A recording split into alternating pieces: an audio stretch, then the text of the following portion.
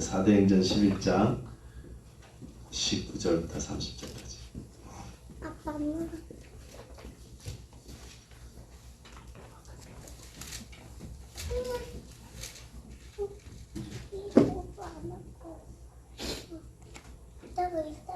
그때 스데반의 일로 일어난 환란으로 말미암아 흩어진 자들이 베니게와 구브로와 안디옥까지 이르러 유대인에게만 말씀을 전하는데 그 중에 구브로와 구레네 몇 사람이 안디옥에 이르러 헬라인에게도 말하여 주 예수를 전파하니 주의 손이 그들과 함께 하시며 수많은 사람들이 믿고 주께 돌아오더라. 예루살렘 교회가 이 사람들의 소문을 듣고 바나바를 안디옥까지 보내니 그가 이르러 하나님의 은혜를 보고 기뻐하여 모든 사람에게 굳건한 마음으로 주와 함께 머물러 있으라 권하니 바나바는 착한 사람이요 성령과 믿음이 충만한 사람이라 이에 큰 무리가 주께 더하여지더라. 바나바가 사울을 찾으러 다소에 가서 만남에 안디옥에 데리고 와서 둘이 교회에 1년간 모여있어 큰 무리를 가르쳤고 제자들이 안디옥에서 비로소 그리스도인이라 일컬음을 받게 되었더라. 그때 선지자들이 예루살렘에서 안디옥에 이르니 그 중에 아가보라 하는 사람이 일어나 성령으로 말하되 천하에 큰 흉년이 들리라 하더니 글라우디오 때에 그렇게 되니라. 제자들이 각각 그 힘대로 유대에 사는 형제들에게 부주를 보내기로 작정하고 이를 실행하여 바나바와 사울의 손으로 장로들에게 보내니라. 아멘. 기도하겠습니다. 하나님 아버지 감사합니다. 이 시간에 우리에게 말씀하여 주시되 주의 성령께서 역사하여 주시사 주의 말씀을 우리 신비에 새기는 귀한 시간 되게 하여 주시옵소서. 예수님 이름으로 기도하였습니다. 아멘. 예루살렘 교회에만 머물렀던 이 복음이 스데반의 순교를 통해서 이제 조금씩 확장되기 시작했는데 드디어 그 복음이 안디옥 지방에까지 퍼져나간 사건이 오늘 본문의 기록입니다. 안디옥은 예루살렘에서 북쪽으로 300마일 떨어진 그런 도시였고 로마 제국에서 세 번째로 큰 도시였다 그래요. 당시의 인구가 벌써 50만 명이 넘은 그런 대도시였다고 합니다. 지금은 이제 터키에 있는 도시죠. 처음에는 핍박을 받은 성도들이 그곳에 가서 유대인들에게만 복음을 전했었는데 조금씩 이제 헬라 말을 쓰는 헬라인들에게도 복음을 증거하기 시작하니까 그들이 주의 말씀을 너무 잘 받고 많은 사람들이 예수 이름 앞으로 돌아오게 되는 역사를 보게 되었습니다. 그래서 안디옥 교회가 탄생했습니다. 예루살렘 교회에서는 그 소식을 듣고 사도들이 이제 자기들과 함께 된 형제를 파송을 했는데 그 형제 이름이 바나바였습니다. 사도행전 14장에 가서 보시면 바나바와 바울을 다 사도라고 칭하고 있어요. 사도 바나바를 그곳에 파송을 했어요. 22절 다시 보시면 예루살렘 교회가 이 사람들의 소문을 듣고 바나바를 안디옥까지 보내니 이렇게 되어 있는데 안디옥까지라는 말은 좀 약한 번역이고요.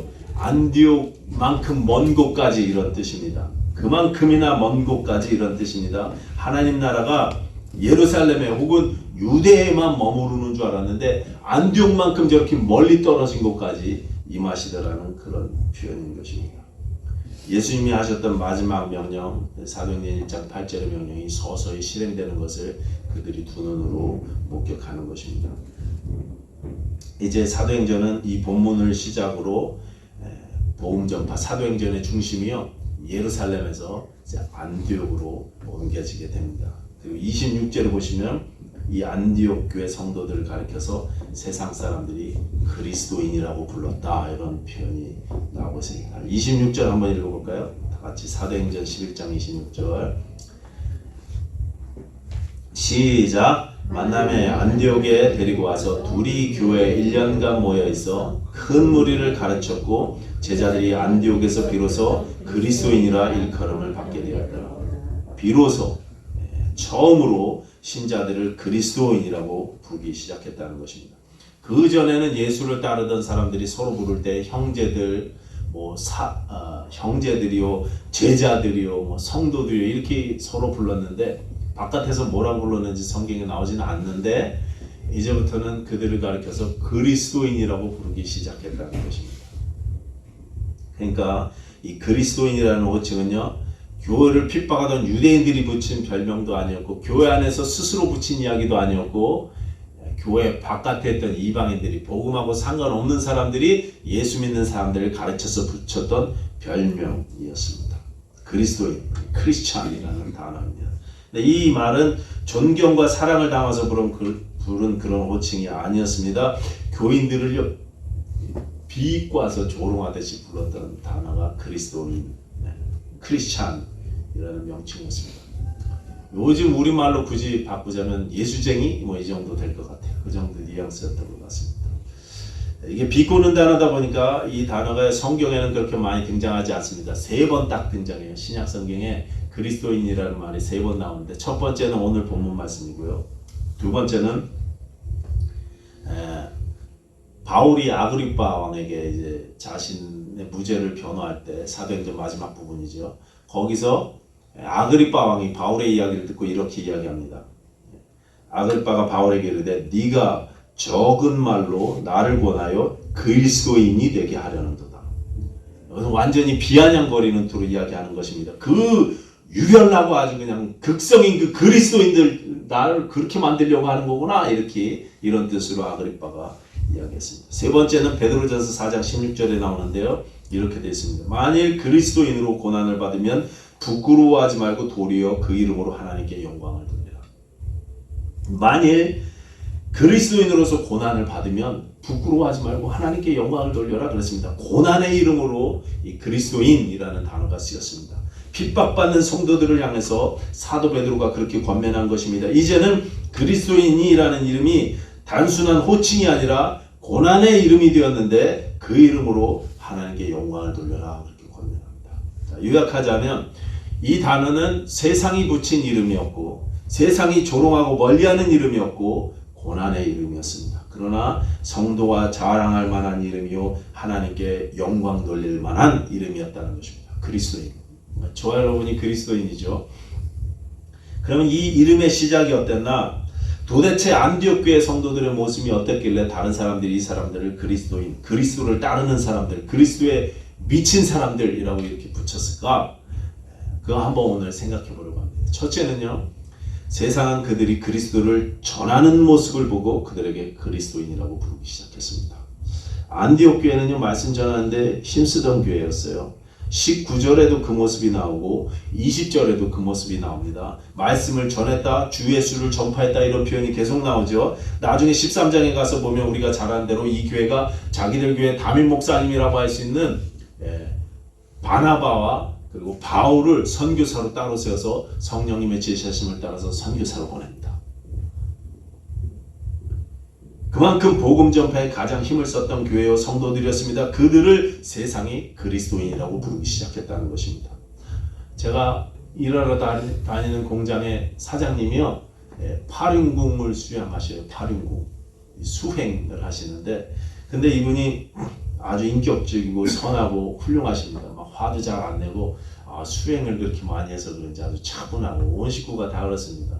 부인하고 이 남편하고 그 아들 3분이 일을 하시는데 다 아주 인격적으로 괜찮습니다. 지난주에 제가 막 일을 하고 있는데 옆에 오셔갖고 제 아내 안부를 물으시더라고요. 부인은 좀 어떠시냐고 저한테 물어봐서 그냥 여전한 것 같아요. 기도해 주세요. 제가 상투적으로 그렇게 이야기를 했습니다. 그랬더니 이분이 저에게 파륜궁 수행을 한번 해보라고 권면을 하시더라고요. 목사님, 파륜궁 수련을 한번 해보시죠. 목사님이 평생 믿어오신 그 믿음이, 그 신앙이 사모님을 고치지 못하지 않습니까? 저한테 그래요. 기도 그렇게 많이 하시는데 사모님 못 고치고 계시지 않습니까? 저는요, 파륜궁을 수행하면서 많은 사람들이 우울증이나 이 정서적인 아픔이나 질병에서 노인받는 걸 봤습니다. 그렇게 이야기하면서 저에게 파륜궁을 한번 수행해보라고 이렇게 전하더라고요. 그리고 나서 한마디 더 붙인 게요,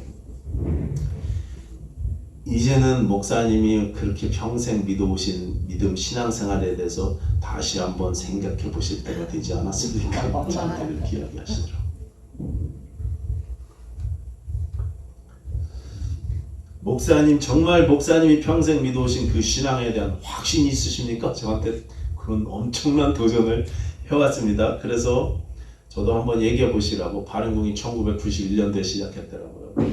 제가 들은 풍월로 아는 얘기 막 했죠. 공산당 욕을 같이 해가면서 막 이렇게 얘기를 했는데, 그런데 그분 얘기를 이렇게 맞춰서 들으면서 그 찬스를 살려서 저도 이제 예수님을 전했죠. 예수님이 죄인의 친구셨던 것과 그 다음에 예수님이 십자가를 지신 이유에 대해서 제가 전했습니다. 찬스 아닙니까? 저도 대신 그분 이야기를 저도 잔뜩 들었어요. 그러니까 그분도 제 이야기를 들어야지요. 네. 여러분 어떠십니까? 저에게 그분이 도전하기를 평생 믿어오신 그 신앙에 대한 확신이 있습니까? 저한테 이렇게 물어보셨는데 여러분은 뭐라고 대답하실까요? 확실히 있습니다. 김은섭 성도 확신 있으십니까? 예수 그리스도 안에 내가 거하고 있다는 사실을 여러분 확신 있게 믿으십니까? 예수 안에 있는 하나님의 사랑, 나를 포기하지 아니하시는 하나님의 은혜, 나를 향하신 하나님의 사랑과 은혜에 대한 확신이 여러분 가운데 있습니까? 그 사장님은요 저에게 자기는 확신이 있대요. 당신은 평생을 불교를 믿어오면서 이런저런 참선도 해보고 수행도 해보고 명상의 삶도 살아보고 다 했는데 파륜궁이 제일이더라 그러면서 제게 전도를 하셨어요. 여러분 세상의 그런 명상이나 수행법에 대해서도 정말 간절한 마음으로 내가 귀하게 여기는 저 사람에게 전해주고 싶어 하는데 우린 가장 귀한 이름을 가지고 있지 않습니까? 가장 큰 사랑과 은혜를 확신하고 있지 않습니까? 여러분 지금 확신하신다고 말씀하셨잖아요. 그렇다면 말씀이 나를 통해서 전해지는 것이 마땅합니다. 그리스도가 전파되는 것이 당연합니다. 어떻게 해서든 생명이신 예수님을 내 주위에 내가 소중하게 여기는 사람에게 증거하고 싶은 것이 마땅합니다. 그게 그리스도인의 모습이고 안디옥 교회는 그런 교회였습니다. 둘째로 안디옥 교회는 하나님의 은혜에 지배받는 성도들이었습니다. 23절 보시면 바나바 이야기가 나오는데 바나바가 예루살렘에서 안디옥까지 파송되어서 하나님의 은혜를 보고 기뻐했다 이렇게 되어 있죠. 그러므로 그리스도인들은 자랑할 것이 없습니다. 하나님의 은혜 외에는 내세울 것이 없습니다. 예수 그리스도의 십자가 공로 외에는 자랑할 것이 없습니다. 내가 절대로 높아지지 않습니다. 절대로 나서지 않습니다. 내가 영광을 취하지 않습니다. 오직 하나님만이 나를 통해서 영광 받으시기를 원하는 삶이 그리스도인들의 삶입니다. 은혜를 붙잡기 때문에 그렇습니다. 모든 것이 은혜이기 때문입니다. 자랑하지 못하게 하려 함이니라. 내 평생에 나에게 부어주시는 은혜에 사로잡힌 삶을 사는 사람들, 그들이 그리스도인들입니다. 셋째, 그리스도인들은 돕는 사람들입니다. 안디옥 교회는 어려운 형제들을 도왔던 교회였죠. 우리 주위에도 어려운 분들 참 많습니다. 그렇죠? 어려운 분들 많습니다. 여러 가지 이유로 가정의 관계 문제로, 재정 문제로, 또 법적인 문제로 어려움들이 많습니다. 27절 이하에 보시면 예루살렘에서 선지자들이 안디옥에 왔다고 되어 있는데 그 중에 아가보라는 사람이 있다고 되어 있습니다. 이 아가보는 나중에 사도행전 뒤에 가서 보시면 바울이 예루살렘으로 올라가겠다고 결심해서 막 형제들의 반대에도 무릅쓰고 불구하고 막 갔을 때 가이사랴에서 빌립 집사님 집에 들어가죠. 빌립 집사님 집에 들어갔을 때 거기서 바울에게 예언했던 겁니다. 나중에 이름이 다시 나와요. 그래서 바울이 이제 예루살렘에 올라가면 이런 환란이 기다릴 것이라고 성령 충만해서 예고했던 그분이 여기 처음으로 이름이 등장합니다. 이 사람이 뭘 예언했냐 하면 온 세상에 큰 흉년이 될 거라고 예언을 했고 그 일이 글라우디오 때 이루어졌다 이렇게 되어 있습니다. 지난주에 말씀드린 로마 황제 네 번째 황제입니다. 글라우디오. AD 49년에 글라우디오 제위 때 실제로 큰 흉년이 들었었습니다. 유대에 사는 형제들, 우리보다 먼저 예수 믿는 형제들이 그 흉년에 어려울까봐 안디옥 교회는 부조를 통해서 바울과 바나바의 손을 통해서 예루살렘을 도왔습니다. 유대에 있는 형제들을 도왔어요. 우리에게 신앙을 전해줬던 그 형제들에게 도왔어요. 고린도서 8장에 보시면 나중에 마게도니아 성도들은 자기들도 힘들면서 자기들도 가난하면서 자기들도 어려우면서 예루살렘 교회 성도들을 위해서 헌금을 보냈다고 그렇게 말씀하고 있습니다. 바울에게 계속 우리도 예루살렘 교회를 돕게 해달라고 간절히 부탁했다고 그렇게 이야기하고 있어요. 아마 바울 사도가 그랬을 것 같아요. 너희도 힘든데 니네부터 챙겨라 아마 그렇게 이야기했나 봐요. 그런데 우리는 괜찮습니다. 먼저 예루살렘 교회 우리 선배 신앙인들을 돕고 싶습니다. 그랬나 봐요. 우리도 돕게 해주십시오. 그렇게 이야기했던 것 같아요. 간절히 부탁하는 가운데 헌금을 해서 그 사도 바울이 예루살렘에 갈 때 가지고 가지 않습니까? 여러분 그리스도인들은요 돕는 사람들입니다. 나를 통해서 온갖 좋은 복들이 흘러나가도록 하는 사람들입니다. 안디옥 교회가 그랬고 마게도냐 교회가 그랬고 우리 21세기 침례교회가 그런 적이 있습니다. 23절 보시면 바나바는 안디옥 교회 성도들을 처음 만났을 때요 기뻐하면서 그들에게 굳건한 마음으로 주와 함께 머물러 있으라 이렇게 권면을 했어요. 굳건한 마음으로 주와 함께 머물러 있으라. 이 말씀은 작정을 하고 주를 바라보라는 뜻입니다. 작정을 하고 결심을 하고 주를 따르라 이런 뜻입니다. 결단을 하고 온 마음으로 주를 바라보는 사람들이 그리스도인들입니다. 사도행전 7장에서 스데반이 죽을 때요 예수님의 어떤 모습을 봤습니까? 하늘이 열리고 인자가 하나님 우편에 서신 것을 본다 그랬습니다. 서 계신 걸 봤어요.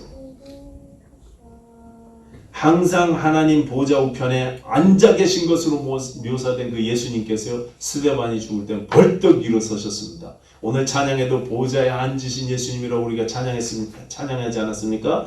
예수님은 하나님 우편 보좌에 앉아 계신 분이신데 스데반이 죽을 때는 스데반이 순교할 때는 벌떡 일어서셨습니다. 두 번이나 그 사실을 같은 본문에서 강조하고 있어요. 다니엘서의 사드락 메삭 아벳느고는요 예수 그리스도의 이름을 지키려다가 풀무불에 던져졌어요. 7배나 더 뜨겁게 달궈진 그 불 속에 던져졌을 때 그들을 집어넣었던 느부갓네살 왕이 뭐라고 이야기합니까? 우리가 던진 사람들이 셋 아니냐? 근데 내가 넷을 본다 그랬습니다. 근데 네 번째 사람은 신들의 아들 같도다 이렇게 이야기했어요. 믿지 않는 왕의 눈에도 하나님의 아들 그리스도께서 함께 하심이 보였습니다. 주께 붙어있는 그들의 모습을 통해서 마음을 강하게 하고 작정하고 주를 바라보았던 그들의 모습을 통해서 하나님의 아들이 함께 하심을 세상이 본 것입니다. 여러분 우리가 불같은 연단을 지나간다 할지라도 정말 어려운 시간 힘든 시간을 지나가고 넘어질 것 같은 아픔 가운데 있다 할지라도 우리가 작정하고 주께 붙어있기로 결심하면 주께 붙어있으면 은혜를 붙잡고 나아갈 때 주께서 우리와 함께 하심을 세상이 본다는 것입니다. 그들이 그리스도인들입니다. 우리가 주와 함께 있는 주께 붙어있는 그들의 그 모습을 통해서 하나님의 아들이 함께 하심을 세상이 보게 되는 것입니다. 여러분 우리가 주께 붙어있으면 주님이 우리와 붙어 계십니다. 우리와 함께 하십니다. 그리스도인들은 작정을 하고 주께 붙어있는 사람들입니다. 풀무불 같은 연단이 우리에게 임한다 할지라도 우리가 담대하게 주를 붙잡고 주를 의지하면서 나아갈 때 주께서 잘해서 벌떡 일어나시고 우리가 불 속에도 함께 하시는 주님이신 줄로 믿습니다. 아멘. 세상이 여러분을 뭐라고 부릅니까? 가정에서 여러분을 뭐라고 부르십니까? 친구분들이 여러분 뭐라고 부르십니까? 제 친구가 저한테 한번 그러더라고요. 저 예수쟁이가 좀 말하는 싸가지 좀 봐서 그래. 비아냥거리면서 저한테 말만 예수 예수 그러지 저거는 사는 게 아주 그냥 그러면서 저한테 막 뭐라 그랬다고 했어요. 친구들이 여러분의 이웃들이 가족들이 여러분에게 뭐라고 부르십니까? 우리 아버지는 정말 그리스도인이야 그렇게 부르십니까? 예수를 따르는 분이야. 우리 부모님은 정말 예수님을 사랑하셔 그렇게 이야기합니까? 안디옥 교회 성도들의 모습이 우리 가운데도 넘쳐났으면 좋겠습니다. 우리를 정말 그리스도인이다 세상이 그렇게 부를 수 있었으면 좋겠습니다. 기도하겠습니다.